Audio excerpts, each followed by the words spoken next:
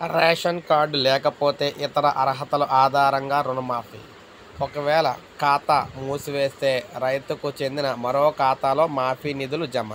రాష్ట్ర ప్రభుత్వానికి విన్నవించిన వ్యవసాయ శాఖ. పంట రుణమాఫీ పథకంలో 31 సాంకేతిక సమస్యలు. సో ఆల్రెడీ మనం చెప్పుకున్నాం. రేషన్ కార్డు లేకపోతే ఇతర అర్హతల ఆధారంగా రుణమాఫీ చేసే అంశాన్ని పరిశీలించాలని రాష్ట్ర ప్రభుత్వాన్ని వ్యవసాయ శాఖ అయితే కోరిందనమాట.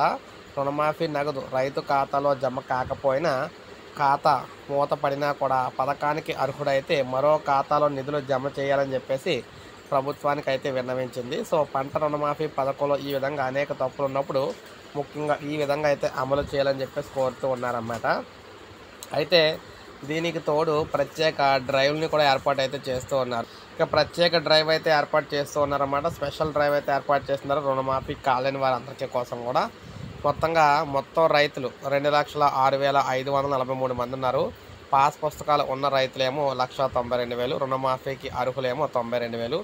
మొదటి దశ మాఫీ అయిన వారు ఇలా మనం చూసుకుంటే ఎవరికైతే ఇంకా రాలేదో వారందరికీ కూడా ఉదయం నుంచి 10 గంటల నుంచి ఈ ప్రక్రియ ఏవో కార్యాలయాల్లో జరుగుతుందన్నమాట. ఏవో కార్యాలయాల్లోని సో ప్రతి ఒక్కరూ ఉపయోగించుకోండి. స్పెషల్ డ్రైవ్ అయితే పెడుతున్నారు ఈ రోజు నుంచి. రాలేని వారందరూ డీటెయిల్స్ అన్నీ తీసుకొని మళ్ళీ రుణమాఫీ అయితే చేస్తారన్నమాట. సో ఇది మనకు అప్డేట్. ఒక లైక్ చేయండి, సబ్స్క్రైబ్ చేసుకోండి, మన ఛానల్ సబ్స్క్రైబ్ చేసుకోండి.